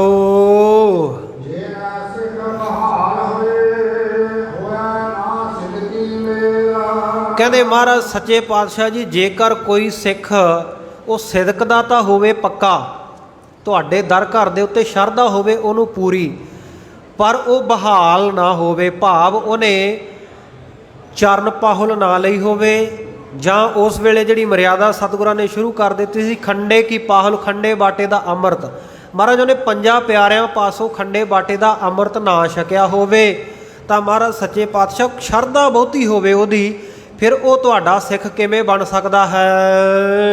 ਐਸੇ ਪਾਹੁਲ ਚਰਨ ਕੇ ਸਿੱਖ ਬਤਾਵਹੁ ਖੇਲਾ। ਮਹਾਰਾਜ ਸੱਚੇ ਪਾਤਸ਼ਾਹ ਜੀ ਉੱਥੇ ਇਹ ਸੰਭਵ ਨਾ ਹੋਵੇ ਕਿ ਆਪ ਜੀ ਦੇ ਚਰਨਾਂ ਵਿੱਚ ਆ ਸਕੇ, 5 ਪਿਆਰੇ ਹਾਜ਼ਰ ਨਾ ਹੋਣ, ਪਰ ਸ਼ਰਧਾ ਬਹੁਤ ਹੋਵੇ ਮਨ ਵਿੱਚ, ਤੇ ਅੰਦਰੋਂ ਜੁੜਨਾ ਚਾਹੁੰਦਾ ਹੋਵੇ ਕਿ ਮੈਂ ਸਿੱਖ ਬਣਨਾ, ਸਿਦਕ ਵਿੱਚ ਹੋਵੇ ਪੂਰਾ, ਗੁਰੂ ਘਰ ਦੇ ਉੱਤੇ ਸ਼ਰਧਾ ਹੋਵੇ ਉਹਦੀ ਪੂਰੀ, ਤੇ ਮਹਾਰਾਜ ਸੱਚੇ ਪਾਤਸ਼ਾਹ ਉਹਨੂੰ ਫਿਰ ਚਰਨ ਪਾਹੁਲ ਕਿਵੇਂ ਬਖਸ਼ਿਸ਼ ਹੋਵੇ। ਐਸੇ ਸਿੱਖ ਦੇ ਵਾਸਤੇ ਆਪ ਜੀ ਆਪਣੀ ਖੇਡ, ਆਪ ਜੀ ਆਪਣੀ ਰਜਾ ਦੱਸਣਾ ਕਰੋ। ਸਤਿਗੁਰ ਬੋਲ ਸੁਨਾਇਓ ਸੁਨੋ ਵਿਸ਼ੰਬਰ ਰੀਤਾ। ਉਸ ਵੇਲੇ ਸਤਿਗੁਰੂ ਜੀ ਬੋਲੇ, ਬਚਨ ਕਰਨ ਲੱਗੇ, ਸਤਿਗੁਰੂ ਜੀ ਨੇ ਫਰਮਾਇਆ, ਕਹਿਣ ਲੱਗੇ ਭਾਈ ਵਿਸ਼ੰਬਰ ਦਾਸ ਸਿੱਖਾ, ਇਸ ਪ੍ਰਕਾਰ ਕਰਕੇ ਇਹ ਰੀਤੀ ਨੂੰ, ਇਸ ਰਿਵਾਜ ਨੂੰ, ਇਸ ਰਸਮ ਨੂੰ ਜਾਣਨਾ ਕਰ। ਵਚ ਵਿਸ਼ਵਾਸੀ ਹੋਵਨਾ ਮੋਹ ਮਦ ਆਖੋ ਪ੍ਰੀਤਾ। ਹਾਂ, ਕਹਿੰਦਾ ਜਿਹੜਾ ਵੀ ਕੋਈ ਇਸਤਰੀ ਮਰਦ ਕਿਸੇ ਵੀ ਜਾਤ ਧਰਮ ਮਜ਼ਹਬ ਦੇ ਵਿੱਚੋਂ, ਸਤਿਗੁਰੂ ਜੀ ਕਹਿੰਦੇ ਜਿਹੜਾ ਵੀ ਕੋਈ ਸਿੱਖ ਬਣਨਾ ਚਾਹੁੰਦਾ ਹੈ, ਮੇਰੇ ਬਚਨਾਂ ਦਾ ਵਿਸ਼ਵਾਸੀ ਹੈ, ਬਚ ਵਿਸ਼ਵਾਸੀ, ਬਚਨਾਂ ਦੇ ਉੱਤੇ ਵਿਸ਼ਵਾਸ ਕਰਦਾ, ਗੁਰੂ ਕੀ ਬਾਣੀ ਦੇ ਉੱਤੇ ਜਿਹਦੀ ਸ਼ਰਧਾ ਭਾਵਨਾ ਹੈ, ਤੇ ਉਹ ਗੁਰੂ ਕਾ ਸਿੱਖ ਵਿਸ਼ਵਾਸੀ ਸਿੱਖ ਬਣਨਾ ਚਾਹੁੰਦਾ, ਵਿਸ਼ਵਾਸ ਪਾਤਰ ਬਣਨਾ ਚਾਹੁੰਦਾ, ਸਾਰਿਆਂ ਤੋਂ ਪਹਿਲਾਂ ਤਾਂ ਉਹਦੇ ਵਾਸਤੇ ਸ਼ਰਤ ਇਹ ਹੈ ਕਿ ਮੋਹ ਪਦ ਰੱਖੋ ਪ੍ਰੀਤ, ਉਹਨੂੰ ਮੇਰੇ ਚਰਨਾਂ ਦੀ ਪ੍ਰੀਤੀ, ਮੇਰੇ ਚਰਨਾਂ ਦਾ ਪ੍ਰੇਮ ਹਿਰਦੇ ਵਿੱਚ ਰੱਖਣਾ ਚਾਹੀਦਾ ਹੈ। ਦਾਸ ਅਵਤਾਰ ਗੁਰ ਏਕ ਸਮਾ ਜੋ ਜਾਣੈ ਜੋ ਮੇਰਾ। ਤੇ ਪਹਿਲੀ ਸ਼ਰਤ ਇਹ ਹੈ ਕਿ ਉਹਦਾ ਗੁਰੂ ਘਰ ਦੇ ਉੱਤੇ ਵਿਸ਼ਵਾਸ ਹੋਵੇ, ਤੇ ਦੂਜੀ ਸ਼ਰਤ ਸਤਿਗੁਰ ਸੱਚੇ ਪਾਤਸ਼ਾਹ ਜੀ ਕਹਿੰਦੇ ਜਿਵੇਂ ਮੇਰੇ ਉੱਤੇ ਯਕੀਨ ਕਰਦੇ ਹੋ, ਮੇਰੇ ਤੋਂ ਪਹਿਲੀਆਂ 9ਵੇਂ ਪਾਤਸ਼ਾਹੀਆਂ, ਕੁੱਲ 10 ਪਾਤਸ਼ਾਹੀਆਂ ਦੇ ਉੱਤੇ ਇਹ ਯਕੀਨ, ਇਹ ਸ਼ਰਧਾ, ਇਹ ਭਾਵਨਾ ਰੱਖਣੀ ਹੈ ਕਿ 10 ਪਾਤਸ਼ਾਹੀਆਂ ਇੱਕੋ ਜੋਤ ਸਰੂਪ ਹੈ, ਜਿਹਨੂੰ ਭਾਈ ਸੱਤਾ ਜੀ, ਭਾਈ ਬਲਵੰਡਾ ਜੀ ਕਹਿੰਦੇ ਨੇ ਗੁਰਬਾਣੀ ਦੇ ਵਿੱਚ, ਜੋਤ ਓਹਾ ਜੁਗਤ ਸਾਏ ਸਹਿ ਕਾਇਆ ਫੇਰ ਪਲਟੀ ਹੈ। ਜੋਤ ਵੀ ਉਹੀ ਹੈ, ਜੁਗਤੀ ਵੀ ਉਹੀ ਹੈ, ਉਹ ਜੋਤ ਜੋ ਆਪ ਨਾਰਾਇਣ ਕਲਾ ਧਾਰ ਜਗ ਮਹਿ ਪਰਵਰਿਓ, ਨਿਰੰਕਾਰ ਆਕਾਰ ਜੋਤ ਜਗ ਮੰਡਲ ਕਰਿਓ। ਜਿਹੜੀ ਨਿਰੰਕਾਰ ਦੀ ਜੋਤ ਗੁਰੂ ਨਾਨਕ ਦੇਵ ਮਹਾਰਾਜ ਸੱਚੇ ਪਾਤਸ਼ਾਹ ਜੀ ਦੇ ਹਿਰਦੇ ਦੇ ਵਿੱਚ ਟਿਕੀ, ਗੁਰੂ ਨਾਨਕ ਨਿਰੰਕਾਰੀ ਜੋਤ ਲੈ ਕੇ ਆਏ, ਉਹੀ ਜੋਤ ਗੁਰੂ ਅੰਗਦ ਦੇਵ ਮਹਾਰਾਜ ਦੇ ਵਿੱਚ ਟਿਕੀ। ਅੰਗ ਪਰਸ ਕੇ ਅੰਗਦ ਬਣਿਆ, ਜਿਉਂ ਦੀਵੇ ਤੋਂ ਦੀਵਾ, ਭਾਈ ਲਹਿਣੇ ਤੋਂ ਗੁਰੂ ਅੰਗਦ ਬਣ ਗਏ। ਜਦੋਂ ਪ੍ਰਪਾਟੀ ਅਗਾਂਹ ਚੱਲੀ, ਤੀਸਰੀ ਜਗ੍ਹਾ ਇਹ ਬਖਸ਼ਿਸ਼ ਹੋਈ ਬਾਬਾ ਅਮਰਦਾਸ ਜੀ ਨੂੰ, ਤੇ ਉਹ ਗੁਰੂ ਰਾਮਦਾਸ ਜੀ ਬਣ ਗਏ। ਜੋਤ ਉਹੀ ਗੁਰੂ ਨਾਨਕ ਵਾਲੀ ਹੈ। ਇਸੇ ਪ੍ਰਕਾਰ ਚੌਥੀ ਜਗ੍ਹਾ ਤੇ ਜਦੋਂ ਇਹ ਜੋਤ ਜਾਂਦੀ ਹੈ ਰਾਮਦਾਸ ਜੀ ਮਹਾਰਾਜ ਦੇ ਵਿੱਚ ਜਾਂ ਭਾਈ ਜੇਠਾ ਜੀ ਦੇ ਵਿੱਚ, ਤਾਂ ਬਾਬਾ ਰਾਮਦਾਸ ਜੀ ਦੇ ਜਾਂ ਭਾਈ ਜੇਠਾ ਜੀ ਦੇ ਹਿਰਦੇ ਦੇ ਵਿੱਚ ਜਿਹੜੀ ਗੁਰਜੋਤ ਟਿਕੀ ਹੈ, ਉਹ ਉਹਨਾਂ ਨੂੰ ਫਿਰ ਧੰਨ ਧੰਨ ਰਾਮਦਾਸ ਗੁਰ ਬਣਾਉਂਦੀ ਹੈ। ਜੋਤ ਉਹੀ ਹੈ, ਉਹੀ ਗੁਰਜੋਤ ਗੁਰੂ ਅਰਜਨ ਦੇਵ ਮਹਾਰਾਜ ਸੱਚੇ ਪਾਤਸ਼ਾਹ ਦੇ ਹਿਰਦੇ ਵਿੱਚ ਟਿਕਦੀ ਹੈ। ਗੁਰਤਾ ਗੱਦੀ ਅਗਾਂਹ ਚੱਲੀ, 5 ਪਿਆਲੇ 5 ਪੀਰ, 6ਠਮ ਪੀਰ ਬੈਠਾ ਗੁਰ ਭਾਰੀ, 6ਵੇਂ ਪਾਤਸ਼ਾਹ ਮੀਰੀ ਪੀਰੀ ਦੇ ਮਾਲਕ ਸਤਿਗੁਰੂ ਗੁਰੂ ਹਰਗੋਬਿੰਦ ਸਾਹਿਬ ਮਹਾਰਾਜ ਸੱਚੇ ਪਾਤਸ਼ਾਹ ਜੀ ਦੇ ਹਿਰਦੇ ਵਿੱਚ ਉਹੀ ਗੁਰੂ ਨਾਨਕ ਦੀ ਜੋਤ 6ਵੀਂ ਜਗ੍ਹਾ ਜਾ ਕੇ ਟਿਕਦੀ ਹੈ। ਇਸੇ ਪ੍ਰਕਾਰ 7ਵੇਂ ਪਾਤਸ਼ਾਹ ਗੁਰੂ ਹਰਰਾਏ ਸਾਹਿਬ ਮਹਾਰਾਜ ਜੀ ਦੇ ਹਿਰਦੇ ਵਿੱਚ ਉਹੀ ਗੁਰਜੋਤ ਟਿਕਦੀ ਹੈ। ਤੇ ਗੁਰੂ ਪਿਆਰਿਓ 8ਵੇਂ ਪਾਤਸ਼ਾਹ ਸ੍ਰੀ ਹਰਿਕ੍ਰਿਸ਼ਨ ਧਿਆਈ ਆ, ਜਿਸ ਡਿੱਠੇ ਸਭ ਦੁੱਖ ਜਾਏ, ਉਹਨਾਂ ਦੇ ਹਿਰਦੇ ਵਿੱਚ ਵੀ ਗੁਰੂ ਨਾਨਕ ਦੀ ਜੋਤ 8ਵੀਂ ਜਗ੍ਹਾ ਟਿਕਦੀ ਹੈ। ਗੁਰੂ ਤੇਗ ਬਹਾਦਰ ਸਾਹਿਬ ਮਹਾਰਾਜ ਸੱਚੇ ਪਾਤਸ਼ਾਹ ਬਾਬਾ ਬਕਾਲਾ ਸਾਹਿਬ ਭੋਰੇ ਵਿੱਚ ਬੈਠੇ ਭਗਤੀ ਕਰ ਰਹੇ ਆ, ਬੰਦਗੀ ਕਰ ਰਹੇ ਆ। ਉਧਰ ਗੁਰੂ ਪਾਤਸ਼ਾਹ ਦਿੱਲੀ ਦੇ ਵਿੱਚ ਬਚਨ ਕਰ ਜਾਂਦੇ ਆ, ਜਾਂਦੇ ਜਾਂਦੇ ਜੋਤੀ ਜੋਤ ਸਮਾਉਣ ਲੱਗੇ। ਬਾਬਾ ਵਸੈ ਜੇ ਗ੍ਰਾਮ ਬਕਾਲੇ, ਬਨ ਗੁਰ ਸੰਗਤ ਸਕਲ ਸੰਭਾਲੇ। ਤੇ ਗੁਰੂ ਪਿਆਰਿਓ ਗੁਰਜੋਤ 9ਵੇਂ ਪਾਤਸ਼ਾਹ ਜੀ ਦੇ ਹਿਰਦੇ ਵਿੱਚ ਟਿਕਾ ਦਿੱਤੀ ਜਾਂਦੀ ਹੈ। ਉਹੀ ਗੁਰੂ ਨਾਨਕ ਦਾ ਸਰੂਪ ਹੈ। ਇਸੇ ਪ੍ਰਕਾਰ ਜਦੋਂ ਸਤਿਗੁਰੂ ਸੱਚੇ ਪਾਤਸ਼ਾਹ ਆਨੰਦਪੁਰ ਸਾਹਿਬ ਤੋਂ ਦਿੱਲੀ ਵੱਲ ਨੂੰ ਜਾਂਦੇ ਆ ਸ਼ਹਾਦਤ ਦੇਣ ਦੇ ਲਈ, ਤੇ ਗੁਰਤਾ ਗੱਦੀ ਦੀ ਬਖਸ਼ਿਸ਼ ਗੋਬਿੰਦ ਰਾਏ ਜੀ ਨੂੰ ਕਰਕੇ ਜਾਂਦੇ ਹੈ। ਉਹੀ ਗੁਰਜੋਤ ਗੁਰੂ ਗੋਬਿੰਦ ਸਿੰਘ ਸਾਹਿਬ ਮਹਾਰਾਜ ਜੀ ਦੇ ਹਿਰਦੇ ਵਿੱਚ ਟਿਕ ਜਾਂਦੀ ਹੈ। ਸੋ ਗੁਰੂ ਪਾਤਸ਼ਾਹ ਕਹਿੰਦੇ ਇਹ ਸ਼ਰਧਾ ਕਰੇ ਗੁਰੂ ਕਾ ਸਿੱਖ ਬਣਨ ਵਾਲਾ ਕਿ ਦਸੇ ਪਾਤਸ਼ਾਹੀਆਂ ਇੱਕੋ ਗੁਰਜੋਤ ਆ, ਅਲੱਗ ਅਲੱਗ ਕਰਕੇ ਨਹੀਂ ਜਾਣਨਾ। ਸਤਿਗੁਰੂ ਨੂੰ ਕਿਉਂ ਕਹਿਣੇ ਪਏ ਇਹ ਬਚਨ? ਕਿਉਂਕਿ ਭਾਈ ਸਾਡੇ ਹਿਰਦਿਆਂ ਵਿੱਚ ਨਾ ਕਈ ਵਾਰ ਢਲਿਆਈ, ਕਈ ਵਾਰੀ ਕਚਿਆਈ ਇੱਥੋਂ ਤੱਕ ਆ ਜਾਂਦੀ ਹੈ। ਸ਼ੰਕਾਵਾਦੀ ਅਸੀਂ ਇੰਨੇ ਹੋ ਜਾਂਦੇ ਹਾਂ ਕਿ ਗੁਰੂ ਨਾਨਕ ਦੇਵ ਮਹਾਰਾਜ ਸੱਚੇ ਪਾਤਸ਼ਾਹ ਨੇ ਤਾਂ ਜੀ ਇਕੱਲਾ ਨਾਮ ਜਪਾਇਆ, ਉਹਨਾਂ ਨੇ ਜੰਗ ਯੁੱਧ ਨਹੀਂ ਲੜੇ। ਤੇ 6ਵੇਂ ਪਾਤਸ਼ਾਹ ਵੇਲੇ ਇਹ ਅਲੱਗ ਤਰ੍ਹਾਂ ਦਾ ਸਿਸਟਮ ਚੱਲ ਪਿਆ। 10ਵੇਂ ਪਾਤਸ਼ਾਹ ਨੇ 14 ਜੰਗਾਂ ਲੜੀਆਂ, 6ਵੇਂ ਪਾਤਸ਼ਾਹ ਨੇ 4 ਜੰਗਾਂ ਲੜੀਆਂ। ਤੇ ਇਹ ਜਿਹੜਾ ਸਿਸਟਮ ਸੀ ਨਾ, ਇਹ ਗੁਰੂ ਨਾਨਕ ਦੇਵ ਮਹਾਰਾਜ ਸੱਚੇ ਪਾਤਸ਼ਾਹ ਨਾਲੋਂ ਵੱਖਰਾ ਕੀਤਾ ਉਹਨਾਂ ਨੇ। ਨਹੀਂ ਭਾਈ ਵੱਖਰਾ ਨਹੀਂ, ਜੋਤ ਉਹਾ ਜੁਗਤ ਸਾਏ ਸਹਿ ਕਾਇਆ ਫੇਰ ਪਲਟੀ ਹੈ। ਸਮੇਂ ਦੀ ਮੰਗ ਦੇ ਮੁਤਾਬਕ ਸਤਿਗੁਰੂ ਸੱਚੇ ਪਾਤਸ਼ਾਹ ਨੇ ਉਸ ਤਰ੍ਹਾਂ ਦਾ ਸਰੂਪ ਧਾਰਨ ਕੀਤਾ, ਸ਼ਸਤਰ ਧਾਰਨ ਕੀਤੇ। ਜਦੋਂ ਸ਼ਾਂਤਮਈ ਸ਼ਹਾਦਤਾਂ ਦੇ ਨਾਲ ਗੱਲ ਨਾ ਬਣੀ ਤਾਂ ਸਤਿਗੁਰੂ ਸੱਚੇ ਪਾਤਸ਼ਾਹ ਜੀ ਨੇ ਦਿੱਲੀ ਔਰ ਲਾਹੌਰ ਤਖਤ ਦੇ ਬਰਾਬਰ ਆਜ਼ਾਦ ਅਕਾਲ ਤਖਤ ਸਾਹਿਬ ਦੀ ਰਚਨਾ ਕੀਤੀ। ਰਾਜ ਸੱਤਾ ਤੇ ਧਾਰਮਿਕ ਨਿਯਮ ਦੋਵਾਂ ਨੂੰ ਸਤਿਗੁਰਾਂ ਨੇ ਇਕੱਠੇ ਕਰ ਦਿੱਤਾ, ਜਿਹਨੂੰ ਮੀਰੀ ਅਤੇ ਪੀਰੀ ਦਾ ਸਿਧਾਂਤ ਆਪਾਂ ਕਹਿੰਦੇ ਹਾਂ। ਸ਼੍ਰੀ ਹਰਿਮੰਦਰ ਸਾਹਿਬ ਜੀ ਅਤੇ ਸਾਹਮਣੇ ਸ਼੍ਰੀ ਅਕਾਲ ਤਖਤ ਸਾਹਿਬ, ਦੋਵਾਂ ਨੂੰ ਇਕੱਠੇ ਕਰ ਦਿੱਤਾ। ਅੱਜ ਆਪਾਂ 2 ਨਿਸ਼ਾਨ ਸਾਹਿਬ ਲੱਗੇ ਵੇਖਦੇ ਹਾਂ, ਜਿੱਥੇ ਵੀ ਗੁਰੂ ਹਰਗੋਬਿੰਦ ਸਾਹਿਬ ਮਹਾਰਾਜ ਸੱਚੇ ਪਾਤਸ਼ਾਹ ਜੀ ਦਾ ਇਤਿਹਾਸਕ ਅਸਥਾਨ ਹੁੰਦਾ ਹੈ। ਉਹ ਇਸੇ ਹੀ ਯਾਦ ਵਿੱਚ ਹੁੰਦੇ ਹੈ ਕਿ ਗੁਰੂ ਘਰ ਦੇ ਵਿੱਚ ਮੀਰੀ ਅਤੇ ਪੀਰੀ, ਧਰਮ ਅਤੇ ਰਾਜਨੀਤੀ ਦੋਵੇਂ ਇਕੱਠੇ ਚੱਲਦੇ ਆ। ਪਰ ਹਾਂ, ਜਿਹੜੀ ਰਾਜਨੀਤੀ ਆ ਨਾ, ਉਹਦੇ ਉੱਤੇ ਧਰਮ ਦਾ ਕੁੰਡਾ ਜ਼ਰੂਰ ਹੋਣਾ ਚਾਹੀਦਾ, ਕਿਉਂਕਿ ਜੇ ਧਾਰਮਿਕ ਨਿਯਮ ਉੱਤੇ ਨਹੀਂ ਹੈਗੇ, ਧਰਮ ਦਾ ਕੁੰਡਾ ਉੱਤੇ ਨਹੀਂ, ਧਰਮ ਦੀ ਸੇਧ ਨਹੀਂ ਹੈ ਰਾਜਨੀਤਿਕ ਲੋਕਾਂ ਦੇ ਕੋਲ, ਤੇ ਗੁਰਮੁਖ ਪਿਆਰੋ ਨਿਰਾਪੁਰਾ ਰਾਜਨੀਤਿਕ ਬੰਦਾ ਹੈ, ਨਿਰਾਪੁਰਾ ਤਲਵਾਰ ਉਠਾਉਣ ਵਾਲਾ ਮਾਲਾ ਉਹਦੇ ਕੋਲ ਨਹੀਂ ਹੈ, ਤਾਂ ਗੁਰੂ ਪਿਆਰਿਓ ਉਹ ਨਿਰਦਈ ਬਣ ਜਾਵੇਗਾ।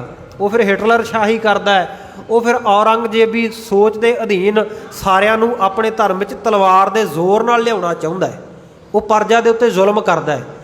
ਪਰ ਜੇਕਰ ਧਰਮ ਦਾ ਕੁੰਡਾ ਉੱਪਰ ਹੈ, ਧਰਮ ਦੀ ਗੱਲ ਉੱਪਰ ਹੈ, ਤੇ ਫਿਰ ਗੁਰਮੁਖ ਪਿਆਰਿਓ ਫਿਰ ਸ਼ੇਰੇ ਪੰਜਾਬ ਮਹਾਰਾਜਾ ਰਣਜੀਤ ਸਿੰਘ ਵਰਗਾ ਰਾਜ ਹੁੰਦਾ ਹੈ, ਫਿਰ ਸਿੱਖ ਰਾਜ ਹੁੰਦਾ ਬਾਬਾ ਬਘੇਲ ਸਿੰਘ ਵਰਗਾ, ਜਿਹਦੇ ਵਿੱਚ ਧਰਮ ਦੇ ਨਿਯਮਾਂ ਨੂੰ ਪਹਿਲ ਦਿੱਤੀ ਜਾਂਦੀ ਹੈ, ਰਾਜਨੀਤੀ ਨੂੰ ਸੈਕੰਡਰੀ ਰੱਖਿਆ ਜਾਂਦਾ, ਪ੍ਰਾਇਮਰੀ ਰੱਖਿਆ ਜਾਂਦਾ, ਰਿਲੀਜਨ ਨੂੰ, ਧਰਮ ਨੂੰ। ਸੋ ਜਦੋਂ ਧਾਰਮਿਕ ਅਕੀਦਿਆਂ ਦੇ ਅਨੁਸਾਰ ਰਾਜਨੀਤੀ ਹੋਵੇਗੀ ਤੇ ਗੁਰਮੁਖ ਪਿਆਰਿਓ ਕਿਸੇ ਉੱਤੇ ਵੀ ਜ਼ੁਲਮ ਨਹੀਂ ਹੋਵੇਗਾ, ਕਿਸੇ ਨਾਲ ਧੱਕਾ ਨਹੀਂ ਹੋਵੇਗਾ, ਕਿਸੇ ਨਾਲ ਅਨਿਆਂ ਨਹੀਂ ਹੋਵੇਗਾ। ਇਸ ਸੋਚ ਦੇ ਤਹਿਤ ਸਤਿਗੁਰ ਸੱਚੇ ਪਾਤਸ਼ਾਹ ਨੇ ਮੀਰੀ ਔਰ ਪੀਰੀ ਇਕੱਤਰ ਕੀਤੀਆਂ, ਮਾਲਾ ਤੇ ਤਲਵਾਰ ਨੂੰ ਇਕੱਠਿਆਂ ਚਲਾਇਆ। ਸੋ ਗੁਰੂ ਪਿਆਰਿਓ, ਕਈ ਵਾਰ ਸਾਡੇ ਮਨਾਂ ਵਿੱਚ ਸ਼ੰਕਾ ਹੋ ਜਾਂਦਾ ਕਿ ਗੁਰੂ ਨਾਨਕ ਦੇਵ ਮਹਾਰਾਜ ਦਾ ਮਿਸ਼ਨ ਹੋਰ ਸੀ ਕੋਈ, ਤੇ 10ਵੇਂ ਪਾਤਸ਼ਾਹ ਗੁਰੂ ਗੋਬਿੰਦ ਸਿੰਘ ਸਾਹਿਬ ਮਹਾਰਾਜ ਹੋਰ ਮਾਰਗ ਤੇ ਹੋਰ ਰਸਤੇ ਉੱਤੇ ਚੱਲ ਪਏ। ਕਦਾਚਿਤ ਵੀ ਗੁਰਮੁਖ ਪਿਆਰਿਓ ਇਹ ਭੁਲੇਖਾ ਗੁਰੂ ਕੇ ਸਿੱਖ ਨੇ ਮਨ ਦੇ ਵਿੱਚ ਨਹੀਂ ਰੱਖਣਾ। ਸਤਿਗੁਰ ਸੱਚੇ ਪਾਤਸ਼ਾਹ ਨੂੰ, ਦਸੇ ਪਾਤਸ਼ਾਹਾਂ ਨੂੰ ਇੱਕੋ ਗੁਰ ਜੋਤ ਜਾਣ ਕੇ ਹੀ ਹਿਰਦੇ ਵਿੱਚ ਭਾਵਨਾ ਬਣਾ ਕੇ ਰੱਖਣੀ ਹੈ, ਇੱਕੋ ਗੁਰ ਜੋਤ ਸਮਝਣਾ। ਇਹ ਨਹੀਂ ਕਿ ਗੁਰੂ ਨਾਨਕ ਹੋਰ ਸੀ। ਕਈ ਕਹਿੰਦੇ ਅਸੀਂ ਤਾਂ ਜੀ ਗੁਰੂ ਨਾਨਕ ਦੇ ਸਿੱਖ ਹੈ, ਸਾਨੂੰ ਅੰਮ੍ਰਿਤ ਛਕਣ ਦੀ ਕੀ ਲੋੜ ਹੈ, ਗੁਰੂ ਨਾਨਕ ਦੇਵ ਮਹਾਰਾਜ ਨੇ ਕਿਹੜਾ ਅੰਮ੍ਰਿਤ ਛਕਾਇਆ। ਨਹੀਂ ਭਾਈ, ਚਰਨ ਪਾਹੁਲ ਜਿਹੜੀ ਹੈ ਉਸ ਵੇਲੇ ਆਰੰਭ ਹੋ ਗਈ ਸੀ। ਇਹ 10ਵੇਂ ਪਾਤਸ਼ਾਹ ਨੇ ਫਿਰ 5 ਪਿਆਰਿਆਂ ਦੇ ਜਦੋਂ ਸੀਸ ਲਏ ਹੈ 1699 ਦੀ ਵਿਸਾਖੀ ਵੇਲੇ, ਇੱਕ ਵਿਸਾਖ ਨੂੰ, ਤਾਂ ਉਸ ਵੇਲੇ ਫਿਰ ਇਹ 5 ਨੂੰ ਹੁਕਮ ਕਰ ਦਿੱਤਾ ਕਿ 5 ਪਿਆਰੇ ਗੁਰੂ ਕੀ ਬਾਣੀ ਦੀ ਹਜ਼ੂਰੀ ਵਿੱਚ ਗੁਰੂ ਕੇ ਖੰਡੇ ਬਾਟੇ ਦੀ ਪਾਹੁਲ ਗੁਰੂ ਕੀਆਂ ਸੰਗਤਾਂ ਨੂੰ ਇਹ ਗੁਰਦੀਖਿਆ ਗੁਰ ਸਿੱਖਿਆ ਦੇਣਗੇ। ਸੋ ਇਹਨਾਂ ਨੂੰ ਅਲੱਗ-ਅਲੱਗ ਕਰਕੇ ਨਹੀਂ ਜਾਣਨਾ।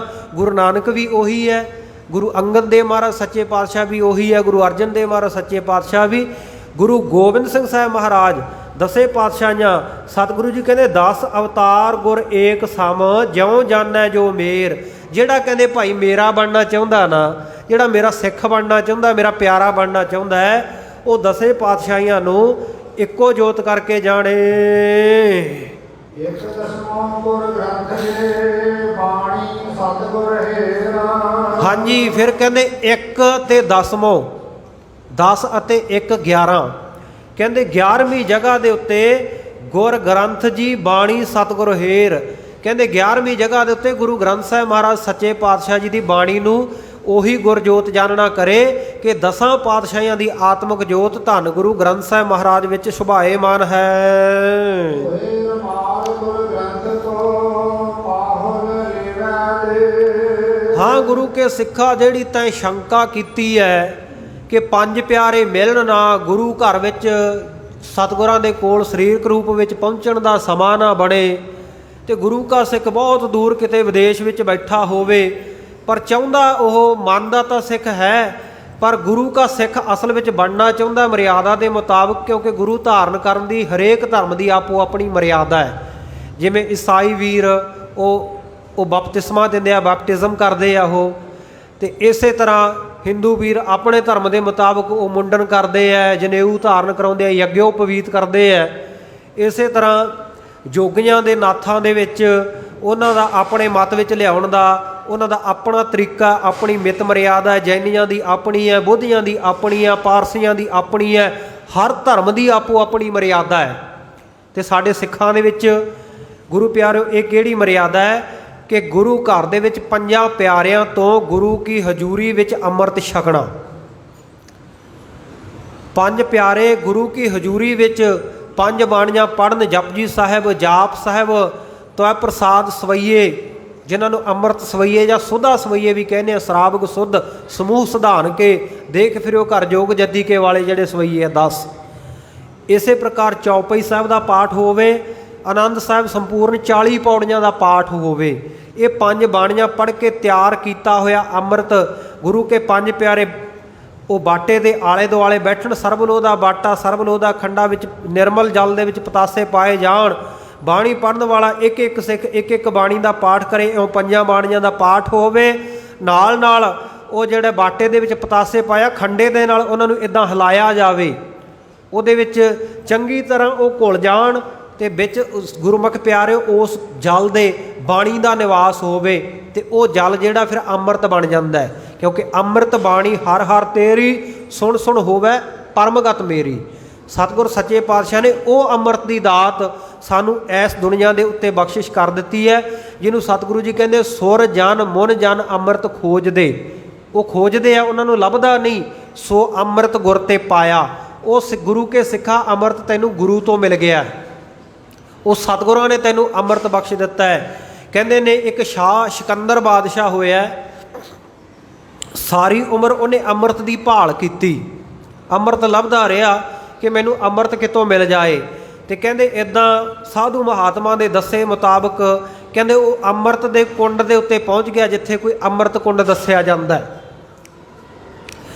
ਜਿਸ ਵੇਲੇ ਉਹ ਅੰਮ੍ਰਿਤ ਕੁੰਡ ਦੇ ਉੱਤੇ ਪਹੁੰਚਿਆ, ਜਾ ਕੇ ਉਹਨੇ ਅੰਮ੍ਰਿਤ ਆਪਣੇ ਇੱਦਾਂ ਚੂਲੇ ਦੇ ਵਿੱਚ, ਬੁੱਕਾਂ ਦੇ ਵਿੱਚ ਭਰ ਲਿਆ, ਅੰਜਲੀ ਦੇ ਵਿੱਚ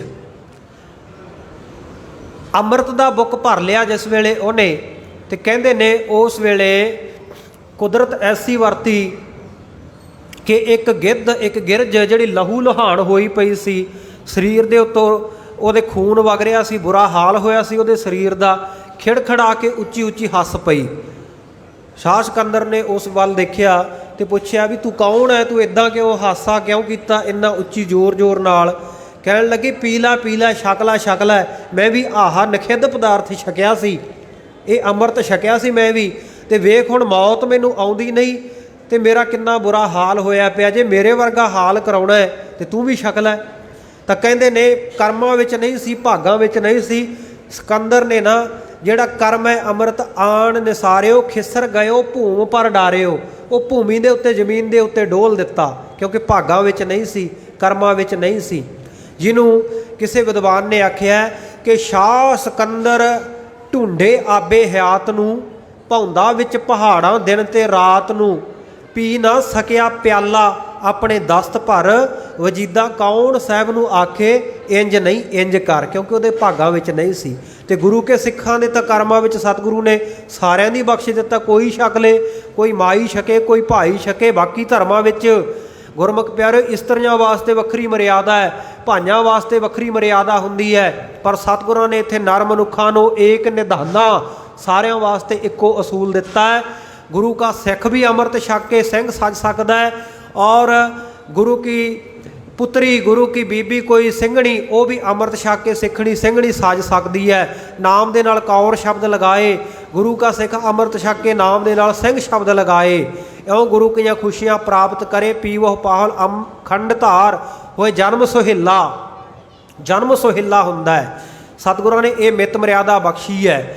ਸੋ ਇਸ ਅੰਮ੍ਰਿਤ ਤੋਂ ਆਕੀ ਨਾ ਹੋਈਏ, ਬਾਗੀ ਨਾ ਹੋਈਏ। ਇਹ ਨਾ ਸੋਚੀਏ ਕਿ ਇਹ ਤਾਂ ਸਤਿਗੁਰ ਸੱਚੇ ਪਾਤਸ਼ਾਹ ਨੇ ਸਿਰਫ ਗੁਰਦੁਆਰੇ ਰਹਿਣ ਵਾਲੇ ਭਾਈਆਂ ਦੇ ਲਈ ਅੰਮ੍ਰਿਤ ਬਣਾਇਆ ਹੈ, ਜਾਂ ਇਹ ਸਿਰਫ ਅਕਾਲੀਆਂ ਦੇ ਲਈ ਹੈ, ਇਹ ਫਲਾਣਿਆਂ ਦੇ ਲਈ ਹੈ। ਨਹੀਂ ਗੁਰਮੁਖ ਪਿਆਰਿਓ, ਇਹ ਅੰਮ੍ਰਿਤ ਸਤਿਗੁਰ ਨੇ ਸਭਨਾਂ ਨੂੰ ਬਖਸ਼ਿਸ਼ ਕੀਤਾ ਹੈ, ਸਾਰਿਆਂ ਦੀ ਕਲਿਆਣ ਹਿੱਤ। ਸੋ ਭਾਈ ਅੰਮ੍ਰਿਤ ਛਕੋ, ਸਿੰਘ ਸਜੋ, ਗੁਰੂ ਵਾਲੇ ਬਣੋ। ਗੁਰੂ ਕੀਆਂ ਖੁਸ਼ੀਆਂ ਪ੍ਰਾਪਤ ਹੋਣਗੀਆਂ, ਗੁਰੂ ਕੀਆਂ ਖੁਸ਼ੀਆਂ। ਭਾਈ ਡੱਲੇ ਨੇ ਬਹੁਤ ਸੇਵਾ ਕੀਤੀ ਸਤਿਗੁਰੂ ਸੱਚੇ ਪਾਤਸ਼ਾਹ ਜੀ ਦੀ, ਅਤੇ ਸੇਵਾ ਕਰਦਿਆਂ ਇੱਕ ਦਿਨ ਸਤਿਗੁਰੂ ਜੀ ਪ੍ਰਸੰਨ ਹੋਏ। ਕਹਿੰਦੇ ਡੱਲਿਆ ਮੰਗ ਲੈ, ਕੀ ਮੰਗਣਾ? ਕਹਿੰਦਾ ਮਹਾਰਾਜ ਤੁਹਾਡਾ ਦਿੱਤਾ ਬਹੁਤ ਕੁਝ ਆ, ਬਸ ਦਰਗਾਹ ਦੇ ਵਿੱਚ ਪੀੜੀ ਜਿੰਨੀ ਜਗ੍ਹਾ ਬਖਸ਼ਿਸ਼ ਕਰ ਦਿਓ, ਤੁਹਾਡੇ ਚਰਨਾਂ ਵਿੱਚ ਨਿਵਾਸ ਮਿਲ ਜਾਵੇ। ਤਾਂ ਉਸ ਵੇਲੇ ਸਤਿਗੁਰ ਸੱਚੇ ਪਾਤਸ਼ਾਹ ਕਹਿੰਦੇ ਭਾਈ ਡੱਲਿਆ ਸਮੇਤ ਪਰਿਵਾਰ ਦੇ ਅੰਮ੍ਰਿਤ ਛਕ ਕੇ ਸਿੰਘ ਸਾਜਾ। ਭਾਈ ਡੱਲੇ ਤੋਂ, ਡੱਲੇ ਚੌਧਰੀ ਤੋਂ ਭਾਈ ਡੱਲ ਸਿੰਘ ਬਣ ਜਾ, ਗੁਰੂ ਕੀਆਂ ਖੁਸ਼ੀਆਂ ਪ੍ਰਾਪਤ ਹੋਣਗੀਆਂ। ਸਤਿਗੁਰੂ ਨਾਨਕ ਦੇਵ ਮਹਾਰਾਜ ਸੱਚੇ ਪਾਤਸ਼ਾਹ ਤੇਰਾ ਲੋਕ ਪਰਲੋਕ ਸੁਹੇਲਾ ਕਰ ਦੇਣਗੇ। ਇਹਨੇ ਆਖਿਆ ਮਹਾਰਾਜ ਅਸੀਂ ਤਾਂ ਤੁਹਾਡੇ ਵੈਸੇ ਹੀ ਸਿੱਖ ਹੈ, ਸਾਨੂੰ ਅੰਮ੍ਰਿਤ ਛਕਣ ਦੀ ਕੀ ਲੋੜ ਹੈ? ਨਹੀਂ ਭਾਈ, ਇਹ ਸਾਰਿਆਂ ਵਾਸਤੇ ਮਰਿਆਦਾ ਇੱਕੋ ਹੀ ਹੈ, ਚਾਹੇ ਉਹ ਕੋਈ ਅਮੀਰ ਹੈ, ਗਰੀਬ ਹੈ, ਰਾਣਾ ਹੈ, ਰੰਕ ਹੈ, ਬੀਬੀ ਹੈ, ਭਾਈ ਹੈ, ਸਾਰਿਆਂ ਵਾਸਤੇ ਅੰਮ੍ਰਿਤ ਛਕਣ ਦੀ ਮਰਿਆਦਾ ਬੰਨ੍ਹ ਦਿੱਤੀ ਹੈ। ਸੋ ਸਤਿਗੁਰ ਸੱਚੇ ਪਾਤਸ਼ਾਹ ਜੀ ਨੇ ਉਸ ਵੇਲੇ ਭਾਈ ਡੱਲੇ ਨੂੰ ਅੰਮ੍ਰਿਤ ਛਕਾਇਆ। ਇਹਨੇ ਸਮੇਤ ਪਰਿਵਾਰ ਅੰਮ੍ਰਿਤ ਛਕਿਆ। ਸਤਿਗੁਰੂ ਸੱਚੇ ਪਾਤਸ਼ਾਹ ਬਚਨ ਲੱਗੇ ਕਹਿਣ ਲੱਗੇ ਭਾਈ ਡੱਲਿਆ ਤੂੰ ਪੀੜੀ ਜਿੰਨੀ ਜਗ੍ਹਾ ਦੀ ਗੱਲ ਕਰਦਾ ਸੀ ਦਰਗਾਹ ਦੇ ਵਿੱਚ, ਹੁਣ ਭਾਵੇਂ ਪਲੰਘਾ ਢਾਹ ਕੇ ਬਹਿ ਜਾਈਂ। ਬੋਲੋ ਸਤਨਾਮ ਸ਼੍ਰੀ ਵਾਹਿਗੁਰੂ।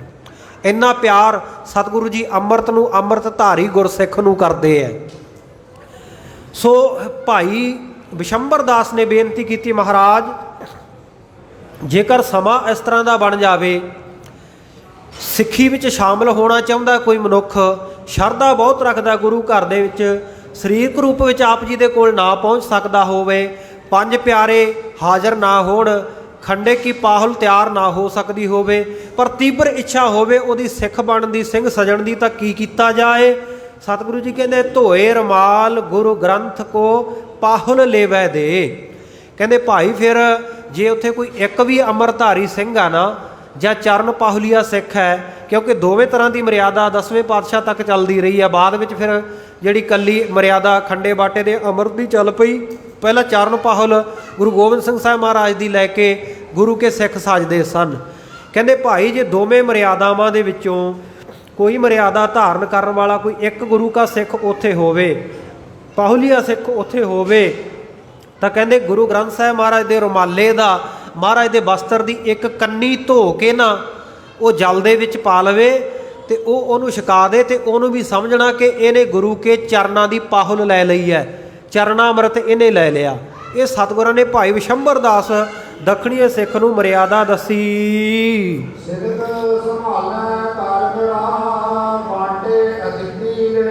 ਹਾਂ ਕਹਿੰਦੇ ਅੰਮ੍ਰਿਤਧਾਰੀ ਗੁਰੂ ਕੇ ਸਿੱਖ ਤੋਂ ਇਉਂ ਜਿਹੜਾ ਗੁਰਦੀਖਿਆ ਲੈਣ ਵਾਲਾ ਹੈ, ਉਹ ਸਤਿਗੁਰਾਂ ਦੇ ਰੁਮਾਲੇ ਦੇ ਨਾਲ ਛੋਹਿਆ ਹੋਇਆ ਪਵਿੱਤਰ ਜਲ ਉਹ ਛਕੇ, ਤੇ ਬੜੀ ਭਾਵਨਾ ਦੇ ਨਾਲ ਉਹ ਗੁਰੂ ਕਾ ਸਿੱਖ ਜਿਹੜਾ ਪਹਿਲਾਂ ਤੋਂ ਅੰਮ੍ਰਿਤਧਾਰੀ ਆ ਉਹ ਛਕਾਵੇ। ਤੇ ਇਸੇ ਪ੍ਰਕਾਰ ਕਹਿੰਦੇ ਸਿਦਕ ਸੰਭਾਲੈ, ਫਿਰ ਉਹ ਸਿੱਖ ਉਸ ਦਿਨ ਤੋਂ ਆਪਣੇ ਆਪ ਨੂੰ ਸਿਦਕੀ ਸਿੱਖ ਸਮਝਣ ਲੱਗ ਪਵੇ ਕਿ ਮੈਂ ਗੁਰੂ ਕਾ ਅੰਮ੍ਰਿਤ ਛਕ ਲਿਆ, ਤੇ ਉਹ ਆਪਣੇ ਸਿਦਕ ਨੂੰ ਸੰਭਾਲ ਕੇ ਰੱਖੇ, ਕਰਮ ਧਰਮ ਦੇ ਵਿੱਚ ਪਰਪੱਕ ਰਹੇ, ਰਹਿਤ ਮਰਿਆਦਾ ਦੇ ਵਿੱਚ ਕਰ ਕੜਾਹ ਬਾਂਟੇ ਅਥਿਤੀ ਲੈ। ਕਹਿੰਦੇ ਫਿਰ ਕੜਾਹ ਪ੍ਰਸ਼ਾਦ ਦੀ ਦੇਗ ਬਣਾ ਕੇ ਮਰਿਆਦਾ ਦੇ ਮੁਤਾਬਕ ਅਥਿਤੀਆਂ ਦੇ ਵਿੱਚ, ਭਾਵ ਜਿਹੜੇ ਅਭਿਆਗਤ ਹੈ ਆਪਣੇ ਆਪ ਆਉਂਦੇ ਜਾਂਦੇ ਉਹਦੇ ਕੋਲ ਹੈਗੇ ਨੇ ਲੋਕ ਆਏ ਹੋਏ ਆ, ਉਸ ਸੰਗਤ ਦੇ ਵਿੱਚ ਕੜਾਹ ਪ੍ਰਸ਼ਾਦ ਦੀ ਦੇਗ ਨੂੰ ਖੁਦ ਵਰਤਾਵੇ। ਤੇ ਅੱਗੇ ਪੰਕਤੀ ਹੈ ਜੀ ਅਥਿਤੀ ਲੈ, ਤੇ ਆਪ ਨਾ ਕੜਾਹ ਪ੍ਰਸ਼ਾਦ ਦੀ ਦੇਗ ਲਵੇ, ਉਹ ਫਿਰ ਜਿਨ੍ਹਾਂ ਨੂੰ ਵਰਤਾਇਆ ਨਾ ਉਹਨਾਂ 'ਚੋਂ ਕੋਈ ਇੱਕ ਸੱਜਣ ਹੱਥ ਸੁੱਚੇ ਕਰਕੇ ਤੇ ਉਹਨੂੰ ਕੜਾਹ ਪ੍ਰਸ਼ਾਦ ਦੀ ਦੇਗ ਜਿਹੜੀ ਆਪ ਉਹਦੇ ਤੋਂ ਲਵੇ, ਉਹ ਗੁਰੂ ਕਾ ਸਿੱਖ ਵਰਤਾਵੇ। ਆਪਣੇ ਆਪ ਬਾਟੇ ਵਿੱਚੋਂ ਕਹਿੰਦੇ ਗੁਰੂ ਕੇ ਸਿੱਖ ਨੇ ਕੜਾਹ ਪ੍ਰਸ਼ਾਦ ਦੀ ਦੇਗ ਨਹੀਂ ਲੈਣੀ। ਇਹ ਮਰਿਆਦਾ ਹੈ। ਮਰਿਆਦਾ ਸਤਿਗੁਰਾਂ ਨੇ ਕਿਉਂ ਬੰਨੀ ਹੈ? ਕਿਉਂਕਿ ਮਨੁੱਖੀ ਮਨ ਹੈ, ਇਹਦਾ ਸੁਭਾਅ ਹੈ, ਹਮੇਸ਼ਾ ਲੋਭ ਲਾਲਚ ਦੇ ਵਿੱਚ ਆ ਜਾਂਦਾ ਹੈ। ਸਤਿਗੁਰੂ ਨੇ ਸੋਚਿਆ ਕਿ ਮਤਾ ਗੁਰੂ ਕਾ ਸਿੱਖ ਛੋਟੀ ਜੀ ਗਲਤੀ ਕਰਕੇ ਪਾਪਾਂ ਦਾ ਭਾਗੀ ਨਾ ਬਣ ਜਾਵੇ, ਦੂਜਿਆਂ ਨੂੰ ਕੜਾਹ ਪ੍ਰਸ਼ਾਦ ਦੀ ਦੇਗ ਥੋੜੀ ਵਰਤਾਈ ਹੋਵੇ, ਆਪ ਲਾਲਚ ਕਰਕੇ ਬਹੁਤਾ ਗੱਫਾ ਲੈ ਲਵੇ। ਔਰ ਇਸੇ ਪ੍ਰਕਾਰ ਜੇ ਉਹ ਭਾਵੇਂ ਪੂਰਾ ਉਹਨਾਂ ਵੀ ਲੈਂਦਾ ਪ੍ਰਸ਼ਾਦ ਜਿੰਨਾ ਬਾਕੀਆਂ ਨੂੰ ਵਰਤਾਇਆ ਹੈ, ਪਰ ਦੇਖਣ ਵਾਲੇ ਦੇ ਮਨ ਦੇ ਵਿੱਚ ਕੋਈ ਸ਼ੰਕਾ ਨਾ ਆਵੇ, ਘਿਰਣਾ ਨਾ ਆਵੇ ਕਿ ਦੇਖੋ ਜੀ ਇਹ ਆਪੇ ਕੜਾਹ ਪ੍ਰਸ਼ਾਦ ਦੀ ਦੇਗ ਲੈ ਰਿਹਾ। ਸੋ ਸਤਿਗੁਰਾਂ ਨੇ ਮਰਿਆਦਾ ਇਹ ਬੰਨੀ ਹੈ। ਗੱਲਾਂ ਭਾਵੇਂ ਬਹੁਤ ਛੋਟੀਆਂ ਛੋਟੀਆਂ, ਪਰ ਜੋ ਮਰਿਆਦਾ ਦੇ ਵਿੱਚ ਹੈ ਨਾ ਗੁਰਮੁਖ ਪਿਆਰਿਓ, ਉਹਨੂੰ ਸਾਨੂੰ ਮੰਨਣਾ ਚਾਹੀਦਾ, ਕਿਉਂਕਿ ਮਰਿਆਦਾ ਤੋਂ ਬਿਨਾਂ ਕੋਈ ਵੀ ਕੰਮਕਾਰ ਚੱਲਦਾ ਨਹੀਂ। ਕਾਰ ਚਲਾਉਂਦੇ ਆ ਨਾ ਆਪਾਂ, ਗੱਡੀ ਚਲਾਉਂਦੇ ਆ, ਸਕੂਟਰ ਮੋਟਰਸਾਈਕਲ ਚਲਾਉਂਦੇ ਆ, ਜੇ ਤਾਂ ਚਲਾਈਏ ਮਰਿਆਦਾ ਦੇ ਮੁਤਾਬਕ, ਅਨੁਸ਼ਾਸਨ ਦੇ ਮੁਤਾਬਕ, ਵੀ ਖੱਬੇ ਪਾਸੇ ਹੀ ਚੱਲਣਾ ਹੈ, ਮੁੜਨ ਵੇਲੇ ਉਧਰ ਨੂੰ ਡਿੱਪਰ ਲਾਉਣਾ, ਉਧਰ ਨੂੰ ਆਪਾਂ ਇਸ਼ਾਰਾ ਲਾਉਣਾ, ਹੱਥ ਕੱਢਣਾ, ਬੱਤੀਆਂ 'ਤੇ ਰੁਕਣਾ। ਫਿਰ ਤਾਂ ਇੱਥੋਂ ਚੱਲ ਕੇ ਭਾਵੇਂ ਚੰਡੀਗੜ੍ਹ ਚਲਿਆ ਜਾਵੇ, ਅਨੰਦਪੁਰ ਸਾਹਿਬ ਚਲਿਆ ਜਾਵੇ, ਦਿੱਲੀ ਚਲਿਆ ਜਾਵੇ, ਜਿੱਥੇ ਮਰਜ਼ੀ ਜਾਵੇ, ਮਰਿਆਦਾ ਵਿੱਚ ਹੈ, ਚਲਿਆ ਜਾਏਗਾ, ਕਿਸੇ ਦੂਜੇ ਨੂੰ ਦੁੱਖ ਵੀ ਨਹੀਂ ਦੇਵੇਗਾ। ਪਰ ਜੇ ਮਰਿਆਦਾ ਤੋਂ ਬਾਹਰ ਹੋ ਕੇ ਚਲਾਏਗਾ ਤੇ ਗੁਰਮੁਖ ਪਿਆਰਿਓ ਆ ਪਰਾਗਪੁਰ ਨਹੀਂ ਲੰਘਣਾ, ਮੇਨ ਰੋਡ ਦੇ ਉੱਤੇ ਜਾ ਕੇ ਠਾਹ ਦੇਣੇ ਕਿਸੇ ਵਿੱਚ ਵੱਜੇਗਾ, ਨਾਲੇ ਆਪਣਾ ਨੁਕਸਾਨ ਕਰਾਏਗਾ, ਨਾਲੇ ਦੂਸਰੇ ਦਾ ਨੁਕਸਾਨ ਕਰੇਗਾ, ਕਿਉਂਕਿ ਮਰਿਆਦਾ ਤੋਂ ਬਾਹਰ ਹੋ ਗਿਆ। ਇੱਕ ਉਦਾਹਰਣ ਹੋਰ ਦੇ ਕੇ ਫਿਰ ਮੈਂ ਸਮਾਪਤੀ ਕਰਦਾ। ਅਗਲਾ ਜਿਹੜਾ ਰਹਿੰਦਾ ਪ੍ਰਸੰਗ ਆਪਾਂ ਕੱਲ੍ਹ ਦੇ ਦੀਵਾਨ ਦੇ ਵਿੱਚ ਇਹ ਫਿਰ ਅੱਗੇ ਵਿਚਾਰਾਂਗੇ, ਕਥਾ ਜਿਵੇਂ ਆਏਗੀ। ਮਰਿਆਦਾ ਦਾ ਮੈਨੂੰ ਬਚਨ ਚੇਤੇ ਆ ਗਿਆ। ਉਹ ਮਹਾਂਪੁਰਖ ਬਚਨ ਕਰਦੇ ਹੁੰਦੇ ਨੇ, ਕਹਿੰਦੇ ਭਾਈ ਘਰ ਦੇ ਵਿੱਚ ਸਾਡੀਆਂ ਬੀਬੀਆਂ, ਸਾਡੀਆਂ ਭੈਣਾਂ ਦਾਲ ਸਬਜ਼ੀ ਬਣਾਉਂਦੇ ਜੇ, ਕਹਿੰਦੇ ਜੇ ਤਾਂ ਦਾਲ ਮੰਨ ਲਓ ਮੂੰਗੀ ਦੀ ਦਾਲ ਬਣਾਈ ਹੈ, ਜੇ ਤਾਂ ਬਣਾਈ ਹੈ ਮਰਿਆਦਾ ਦੇ ਮੁਤਾਬਕ, ਵੀ ਕਿਹੜੇ ਵੇਲੇ ਉਹਦੇ ਵਿੱਚ ਘੀ ਪਾਉਣਾ ਹੈ, ਕਿਹੜੇ ਵੇਲੇ ਉਹਦੇ ਵਿੱਚ ਪਿਆਜ਼ ਆਦਿਕ ਸੁੱਟਣਾ, ਅਦਰਕ ਪਾਉਣਾ ਹੈ, ਅਤੇ ਕਦੋਂ ਉਹ ਜਦ ਲਾਲ ਹੋ ਜਾਵੇ ਉਹਦੇ ਵਿੱਚ ਫਿਰ ਜਿਹੜੀ ਇਹ ਉਬਲੀ ਹੋਈ ਦਾਲ ਪਾਉਣੀ ਹੈ, ਮਰਿਆਦਾ ਮੁਤਾਬਕ ਬਣੀ ਹੋਵੇਗੀ, ਪੂਰਾ ਉਹਨੂੰ ਸਮਾਂ ਜਿੰਨਾ ਚਿਰ ਚਾਹੀਦਾ ਉਬਾਲੀ ਹੋਵੇਗੀ। ਅਤੇ ਗੁਰਮੁਖ ਪਿਆਰਿਓ ਖਾਣ ਵਾਲੇ ਨੂੰ ਪਤਾ ਹੀ ਨਾ ਲੱਗੇਗਾ ਕਿ ਇਹ ਬਣਾਇਆ ਕੀ ਹੈ, ਬੜਾ ਸਵਾਦ ਆਏਗਾ, ਕਿਉਂਕਿ ਮਰਿਆਦਾ ਮੁਤਾਬਕ ਬਣੀ ਹੈ। ਅਤੇ ਗੁਰਮੁਖ ਪਿਆਰਿਓ ਜੇ ਮਰਿਆਦਾ ਤੋਂ ਬਾਹਰ ਹੀ ਹੋ ਕੇ ਬਣਾਈ ਜਾਵੇ ਉਹੀ ਦਾਲ, ਤੇ ਫਿਰ ਮੂੰਗੀ ਦੇ ਵੀ ਅਲੱਗ ਤੁਰੀ ਫਿਰੇਗੀ ਅਤੇ ਜਲ ਭਗਵਾਨ ਜੀ ਵੱਖਰੇ ਤੁਰੇ ਫਿਰਨਗੇ, ਫਿਰ ਕਿਉਂਕਿ ਮਰਿਆਦਾ ਦੇ ਵਿੱਚ ਨਹੀਂ ਨਾ। ਸੋ ਮਰਿਆਦਾ ਬਹੁਤ ਜ਼ਰੂਰੀ ਆ ਭਾਈ। ਗੁਰੂ ਕੀ ਮਿੱਤ ਮਰਿਆਦਾ ਦੇ ਆਪਾਂ ਵੀ ਧਾਰਨੀ ਬਣੀਏ, ਅਤੇ ਸਤਿਗੁਰ ਸੱਚੇ ਪਾਤਸ਼ਾਹ ਜੋ ਮਰਿਆਦਾ ਦੇ ਬਚਨ ਭਾਈ ਵਿਸ਼ੰਬਰ ਦਾਸ ਦੇ ਪ੍ਰਤੀ ਕਰ ਰਹੇ ਹੈ, ਸੋ ਉਹਨਾਂ ਬਚਨਾਂ ਨੂੰ ਆਪਾਂ ਅਗਾਂਹ ਕਥਾ ਵਿੱਚ ਸਰਵਣ ਕਰਾਂਗੇ। ਆਓ ਸਮਾਪਤੀ ਦੀਆਂ 2 ਤੁਕਾਂ ਪੜ੍ਹ ਕੇ ਸਮਾਪਤੀ ਵਿੱਚ ਸ਼ਾਮਲ ਹੋਈਏ। ਹੋਈਆਂ ਗਲਤੀਆਂ ਭੁੱਲਾਂ ਦੀ ਆਪ ਸਮੂਹ ਸੰਗਤਾਂ ਨੇ ਖਿਮਾ ਬਖਸ਼ਿਸ਼ ਕਰਨੀ। ਗਰੀਬ ਨਵਾਜ਼ ਸੱਚੇ ਪਾਤਸ਼ਾਹ ਕਿਰਪਾ ਕਰਨ।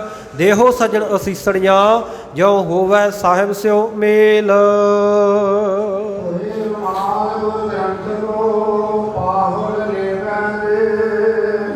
ਸਿਦਕ ਸੰਭਾਲੈ ਕਰ ਕੜਾ, ਬਾਂਟੇ ਅਥਿਤੀ ਲੈ। हे गोविंद हे गोपाल हे दयाल ला, प्राणनाथ अनाथ सखे दीन दर्द निवार। हे समर्थ आगम पूरन मोहे मया धार, अंधकूप महाभयान नानक पार उतार। वाहिगुरु जी का खालसा, वाहिगुरु जी की फतेह।